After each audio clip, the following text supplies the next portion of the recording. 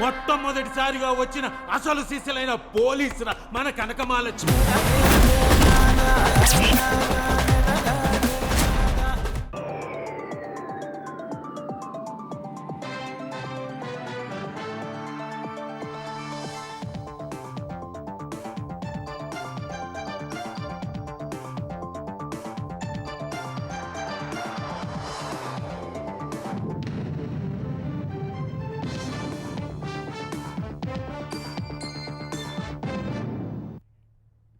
నమస్కారం, ETV news కి స్వాగతం. ఎర్రకోట సాక్షిగా పాకిస్తాన్కు ప్రధాని నరేంద్ర మోదీ గట్టి హెచ్చరికలు పంపారు. అణుబెదిరింపులకు భారత్ లొంగబోదని తేల్చెప్పారు. దుశ్చర్యలకు పాల్పడితే కోలుకోలేని దెబ్బతీస్తామని స్పష్టం చేశారు. సింధు జలాలు భారత రైతుల హక్కు అని స్పష్టం చేసిన మోదీ వాటిని మళ్లించాలని నిర్ణయంలో మార్పు లేదన్నారు. శత్రు దేశాలు చేసే ఎలాంటి దాడులైనా తిప్పికొట్టేందుకు 2035 నాటికి సుదర్శన్ చక్ర పేరుతో పటిష్టమైన రక్షణ కవచాన్ని నిర్మిస్తామని ప్రకటించారు. చొరబాట్లను ఏరివేయడానికి దేశవ్యాప్తంగా ప్రత్యేక మిషన్ చేపడతామని వెల్లడించారు. భారత 79వ స్వాతంత్ర్య వేడుకలు ఘనంగా జరిగాయి. ఈ ఉదయం రాజ్ఘాట్ కు వెళ్లిన ప్రధాని నరేంద్ర మోదీ మహాత్మా గాంధీకి నివాళులు అర్పించారు. అక్కడి నుంచి ఎర్రకోటకు చేరుకున్న ప్రధానికి రక్షణ మంత్రి రాజ్నాథ్ సింగ్ ఘన స్వాగతం పలికారు. అక్కడే త్రివిధ దళాల గౌరవ వందనం స్వీకరించారు. తర్వాత ఎర్రకోటపైకి చేరుకొని జాతీయ జెండాను ఆవిష్కరించి వందనం సమర్పించారు. అనంతరం వైమానిక దళంలోని 2 MI-17 హెలికాప్టర్లు వేదికపై పూలవర్షం కురిపించాయి. ఒకటి జాతీయ పతాకాన్ని, మరొకటి ఆపరేషన్ సింధూర్ పేరుతో ఉన్న జెండాను ప్రదర్శించాయి.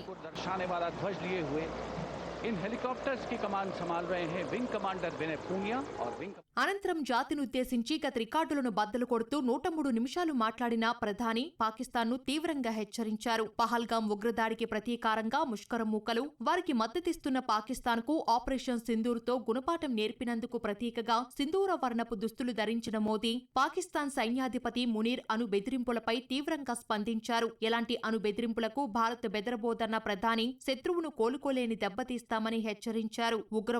ఉగ్రవాదాన్ని సమర్థించేవారని వేరువేరుగా చూడబోమని స్పష్టం చేశారు. శత్రు మూకలను ఎప్పుడు ఎలా మట్టుబెట్టాలో సైన్యం నిర్ణయిస్తుందని తెలిపారు. इस अपील को पहलगाम में सीमा पार से आतंकियों ने आकर के जिस प्रकार का कत्ले आम किया, धर्म पूछ करके लोगों को मारा गया, पत्नी के सामने पति को गोलियां दी, बच्चों के सामने अपने पिता को मौत के घाट उतार दिया गया, पूरा हिंदुस्तान आक्रोश से भरा हुआ था। ऑपरेशन सिंदूर उसी आक्रोश की अभिव्यक्ति है। 22 तारीख के बाद हमने हमारे सेना को खुली छूट दे दी। हमारी सेना ने वो करके दिखाया जो कई दशकों तक कभी हुआ नहीं था। सैकड़ों किलोमीटर दुश्मन की धरती पर घुस करके आतंकी हेडक्वार्टर्स को मिट्टी में मिला दिया। पाकिस्तान की नींद अभी भी उड़ी हुई है। पाकिस्तान में हुई तबाही इतनी बड़ी है कि रोज नए नए खुलासे हो रहे हैं, नई नई जानकारियां आ रही। आतंक को और आतंकी को पालने पोसने वालों को, आतंकियों को ताकत देने वालों को अब हम अलग अलग नहीं मानेंगे। वो मानवता के समान दुश्मन है, उनके बीच कोई फर्क नहीं। अब भारत ने तय कर लिया है कि न्यूक्लियर की धमकियों को अब हम सहने वाले नहीं हैं।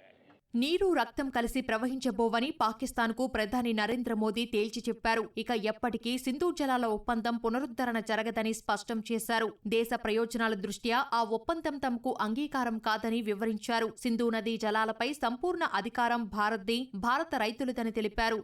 अब देशवासियों को भली भांति पता चला है कि सिंधु का समझौता कितना अन्यायपूर्ण है, कितना एक तरफा है।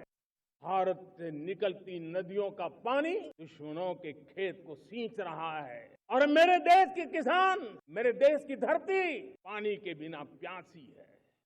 ये ऐसा समझौता था जिसने पिछले 7 दशक से मेरे देश के किसानों का अकल्पनीय नुकसान किया है। अब हिंदुस्तान के हक का जो पानी है उस पर अधिकार सिर्फ और सिर्फ हिंदुस्तान का है, हिंदुस्तान के किसानों का है। భారత్పై దాడి చేయడానికి శత్రువులు చేసే ఏ ప్రయత్నాన్నైనా అడ్డుకునే శక్తివంతమైన ఆయుధ వ్యవస్థ రూపకల్పనకు మిషన్ సుదర్శన్ చక్రను ప్రారంభించనున్నట్లు ప్రధాని ప్రకటించారు. 2035 నాటికి జాతీయ భద్రతా కవచాన్ని విస్తరించాలని, బలోపేతం చేయాలని, ఆధునీకరించాలని లక్ష్యంగా పెట్టుకున్నట్లు తెలిపారు. అక్రమ చొరబాటుదారులు భారత జనాభాలో మార్పులకు కారణమవుతూ దేశ భద్రతకు పెను సవాలు విసురుతున్నారని ప్రధాని తెలిపారు. భారతీయుల హక్కులు, ఉపాధి లాగేసుకుంటున్నా అలాంటి చొరబాటుదారులను ఏరివేసేందుకు దేశవ్యాప్తంగా అత్యున్నత స్థాయి డెమోగ్రాఫిక్ మిషన్ చేపడుతున్నట్లు ప్రకటించారు. వాణిజ్య ఒప్పందం విషయంలో అమెరికా ఒత్తిళ్లకు లొంగే ప్రసక్తే లేదని ఎర్రకోట నుంచి ప్రధాని మోదీ స్పష్టత ఇచ్చారు. అమెరికాతో వాణిజ్య వివాదం కొనసాగుతున్న వేళ ఆత్మనిర్భర భారత్ ఆవశ్యకతను మోదీ బలంగా చాటి చెప్పారు. ఓకల్ ఫర్ లోకల్ నిరంతర నినాదం కావాలని పిలుపునిచ్చారు. భారత్లో తయారైన వస్తువుల వినియోగం పెరుగుతూనే ఉండాలని సూచించారు. ఇంధన విషయంలోనూ భారత్ను స్వయం సమృద్ధి వైపు నడిపించాల్సిన అవసరం ఉందన్నారు. 2047 నాటికి అణు విద్యుత్తును 10 రెట్లు పెంచాలనేది లక్ష్యమని వివరించారు. లోతైన సముద్ర జలాలు, చమురు నిక్షేపాల అన్వేషణ కోసం నేషనల్ మిషన్ చేపట్టనున్నట్లు మోదీ ప్రకటించారు. అతి త్వరలో మేడ్ ఇన్ ఇండియా చిప్స్ మార్కెట్ను ముంచెత్తనున్నట్లు తెలిపారు. భారత యుద్ధ విమానాలకు అవసరమైన ఇంజిన్లు దేశీయంగా తయారు కావాల్సి ఉందన్నారు. ఎగుమతులు, దిగుమతులపై అమెరికాకు పరోక్ష సందేశం ఇచ్చిన మోదీ రైతులు, పశుపోషకులు, మత్స్యకారులను దెబ్బతీసే చర్యలను అనుమతించబోమన్నారు. వచ్చే 2 ఏళ్లలో 3.5 కోట్ల మంది యువతకు ఉద్యోగాలు కల్పించడమే లక్ష్యంగా 1,00,000 కోట్ల రూపాయలతో పీఎం వికసిత్ భారత్ రోజ్గార్ యోజన చేపడతామని తెలిపారు. ఈ పథకం ద్వారా ప్రైవేటు రంగంలో తొలిసారి ఉద్యోగం సంపాదించిన వారికి ప్రభుత్వం నుంచి 15,000 రూపాయలు, వారికి ఉద్యోగం ఇచ్చిన కంపెనీలకు ప్రోత్సాహకాలు ఇస్తామన్నారు. దీపావళికి తదుపరి తరం జీఎస్టీ సంస్కరణలు తెస్తామని, తద్వారా క్రమంగా ప్రజలపై పన్నులు తగ్గిస్తామని చెప్పారు. తవ్విన కొద్దీ గత ప్రభుత్వ తప్పులు, అప్పులు, అవకతవకలు, అక్రమాలు వెలుగు చూస్తున్నాయని ముఖ్యమంత్రి చంద్రబాబు ధ్వజమెత్తారు. కూటమి ప్రభుత్వంలో సంక్షేమానికి సాటి లేకపోవడంతో పాటు అభివృద్ధికి అడ్డు, సుపరిపాలనకు పోటీ కూడా లేదని స్పష్టం చేశారు. ఇది ఆల్ టైం రికార్డుగా అభివర్ణించారు. విజయవాడలోని మున్సిపల్ స్టేడియంలో నిర్వహించిన 79వ స్వాతంత్ర దినోత్సవ వేడుకల్లో సీఎం పాల్గొని జాతీయ పతాకాన్ని ఎగురవేశారు. పోలీసుల నుంచి గౌరవవందనం స్వీకరించారు. గత ప్రభుత్వం ఏపీ బ్రాండ్ దెబ్బతీసి వ్యవస్థల్ని నిర్వీర్యం చేయడంతో రాష్ట్రం 30 ఏళ్లు వెనక్కి వెళ్లిందని, ఆ పరిస్థితులను చక్కదిద్దుతున్నామని చెప్పారు. గత ప్రభుత్వంలో నిర్లక్ష్యానికి బలైన సాగునీటి రంగాన్ని మళ్లీ గాడిలో పెట్టామని తెలిపారు. 2027 నాటికి పోలవరం పూర్తితో పాటు రాయలసీమ, ఉత్తరాంధ్రలో పెండింగ్లో ఉన్న ప్రాజెక్టులను పూర్తి చేసి అన్ని ప్రాంతాలను సస్యశ్యామలం చేస్తామన్నారు. బనకచెల్ల ప్రాజెక్టుతో ఏ రాష్ట్ర నీటి ప్రయోజనాలకు నష్టం వాటిల్లదని స్పష్టం చేశారు. 2029 నాటికల్లా అమరావతి మొదటి దశను పూర్తి చేస్తామని తెలిపారు. ప్రపంచంలోని అత్యున్నత ప్రమాణాలతో మోస్ట్ లివబుల్ సిటీగా అమరావతిని తీర్చిదిద్దుతున్నట్లు వివరించారు. పెట్టుబడిదారుల విశ్వాసాన్ని తిరిగి సంపాదిస్తున్నామని పేర్కొన్నారు. రాజకీయ ముసుగులో నేరాలకు పాల్పడాలనుకుంటే ఉపేక్షించేది లేదని హెచ్చరించారు. అనంతరం ఉత్తమ సేవలు అందించిన పలువురు పోలీసు ఉన్నతాధికారులకు ముఖ్యమంత్రి పతకాలు అందజేశారు. అభివృద్ధికి అడ్డు తగులుతున్న వారి కుట్రలు ఛేదించి తెలంగాణను అభివృద్ధి పథంలో నిలుపుతామని ముఖ్యమంత్రి రేవంత్ రెడ్డి స్పష్టం చేశారు. హైదరాబాద్ గోల్కొండ కోట వద్ద స్వాతంత్ర వేడుకల్లో పాల్గొన్న సీఎం పోలీసుల నుంచి గౌరవవందనం స్వీకరించి జాతీయ పతాకాన్ని ఆవిష్కరించారు. రైతు రుణమాఫీ, రైతు భరోసా, సన్నవడ్లకు బోనస్, కొత్త రేషన్ కార్డులు, సన్న బియ్యం పంపిణీ, ఇందిరమ్మ ఇళ్ల మంజూరుతో తమ ప్రభుత్వం పేదలకు అండగా నిలుస్తోందని తెలిపారు. గత ప్రభుత్వం వారసత్వంగా 8,21,00,000 కోట్ల అప్పులు ఇచ్చిందన్న రేవంత్, ఈ రుణభారం లేకుంటే మరిన్ని సంక్షేమ పథకాలు అమలు చేసేవారిమన్నారు. తెలంగాణలో బడుగు బలహీన వర్గాలను సామాజికంగా ముందుకు తీసుకురావాలనే లక్ష్యంతో ఎస్సీ వర్గీకరణ పూర్తి చేసినట్టు తెలిపారు. కులగణన పూర్తి చేసి బీసీలకు 42% రిజర్వేషన్ల కోసం బిల్లులను ఆమోదించామని గుర్తు చేశారు. ఈ బిల్లులను ఆమోదించాలని కేంద్రాన్ని డిమాండ్ చేశారు.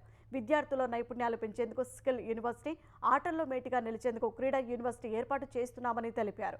గోదావరి, కృష్ణా జిల్లాలో తెలంగాణ వాటా సాధించే విషయంలో రాజీ పడే ప్రసక్తే లేదని తేల్చెప్పారు. తెలంగాణ విజన్ డాక్యుమెంట్ 2047 ద్వారా హైదరాబాద్ సమగ్ర అభివృద్ధికి బాటలు వేస్తామని చెప్పారు. మూసీ పునరుజ్జీవంతో నగరంలో వరద సమస్యలకు శాశ్వత పరిష్కారం చూపుతామన్నారు.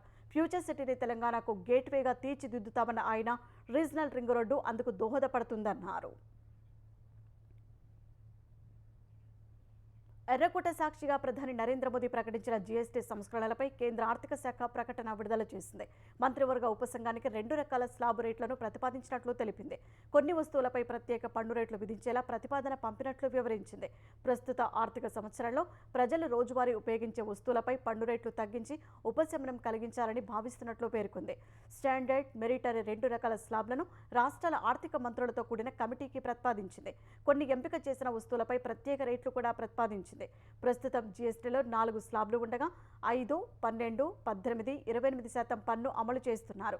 తప్పనిసరి వస్తువులను జీఎస్టీ నుంచి మినహాయించడం లేదంటే తక్కువ పన్ను రేట్ల స్లాబ్లో ఉంచారు.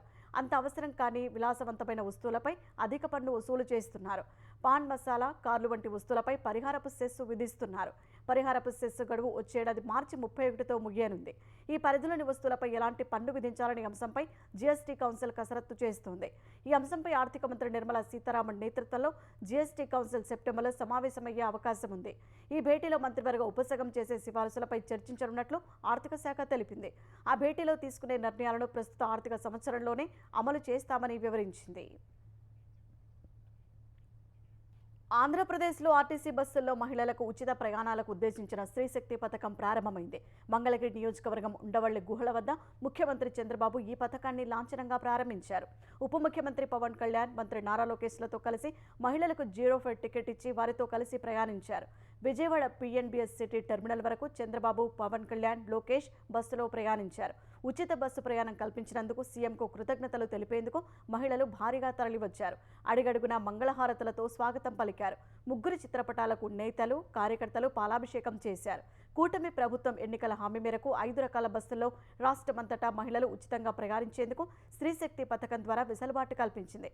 ప్రభుత్వ గుర్తింపు కార్డు చూపించి మహిళలు Palle Velugu, ultra Palle Velugu, city ordinary, express, metro express బస్సుల్లో ఉచిత ప్రయాణం చేయవచ్చు. ఫిరాయింపు ఎమ్మెల్యేల విషయంలో సుప్రీంకోర్టు ఇచ్చిన తీర్పును కాంగ్రెస్ పార్టీ గౌరవిస్తుందని లోక్సభ ప్రతిపక్ష నేత రాహుల్ గాంధీ హామీ ఇవ్వగలరా అని బీఆర్ఎస్ కార్యనిర్వాహక అధ్యక్షుడు కేటీఆర్ ప్రశ్నించారు. ఎస్ఐఆర్ ఓట్ల తొలగింపు అంశంలో సుప్రీంకోర్టు తీర్పును స్వాగతించిన కేటీఆర్ ఇది ప్రజాస్వామ్యానికి గొప్ప విజయమన్నారు. తొలగించిన ఓట్ల వివరాలు ప్రచురించాలని ఇటీవల ఈసీతో సమావేశంలో బీఆర్ఎస్ డిమాండ్ చేసిన విషయాన్ని కేటీఆర్ గుర్తు చేశారు. ధర్మాసనం తీర్పుపై సంబరాలు చేసుకుంటున్న రాహుల్ గాంధీకి తెలంగాణలో ఫిరాయింపు ఎమ్మెల్యేలపై ఇచ్చిన తీర్పును గుర్తు చేయాలా అని ప్రశ్నించారు. ప్రతి ఒక్క ఓటు ఎంత ముఖ్యమో ఫిరాయింపులతో ప్రజాస్వామ్య వ్యవస్థను అపహాస్యం చేయకూడదన్నది కూడా అంతే ముఖ్యమని కేటీఆర్ వ్యాఖ్యానించారు. ప్రభుత్వ విధానపరమైన నిర్ణయాల్లో పారదర్శకత ఉండాలని, పాలనలో పారదర్శకత ఉంటే అభివృద్ధి పరుగులు పెడుతుందని ముఖ్యమంత్రి రేవంత్ రెడ్డి తెలిపారు. శతాబ్దాలుగా సాగిన హైదరాబాద్ అభివృద్ధిలో ఎంతో మంది పాత్ర ఉందన్న ఆయన పాలకులు మారినా పాలసీ పెరాలసిస్ లేనందునే అభివృద్ధి కొనసాగిందని వివరించారు. హైదరాబాద్ హైటెక్స్లో 3 రోజుల పాటు సాగనున్న క్రెడై ప్రాపర్టీ షోను సీఎం రేవంత్ రెడ్డి ప్రారంభించారు. రాష్ట్రాభివృద్ధికి పడంగా పెట్టే ఎలాంటి నిర్ణయాలను తమ ప్రభుత్వం తీసుకోదని సీఎం తెలిపారు.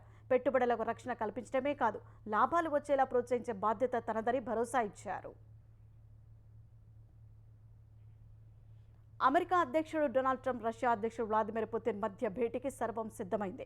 భారత కాలమానం ప్రకారం అర్ధరాత్రి 1 గంటకు అలస్కాలో జరిగే ఈ భేటీ ఉక్రెయిన్ యుద్ధం సహా ఐరోపా భద్రతపై భవిష్యత్తును నిర్ధారించనుంది. 3.5 ఏళ్ల క్రితం ఉక్రెయిన్పై దాడి చేసినప్పుడు రష్యాను బహిష్కరించిన అమెరికా ఇప్పుడు పుతిన్ను సొంత గడ్డకు ఆహ్వానించి చర్చలు జరుపుతుండటం సర్వత్రా ఆసక్తి రేపుతోంది.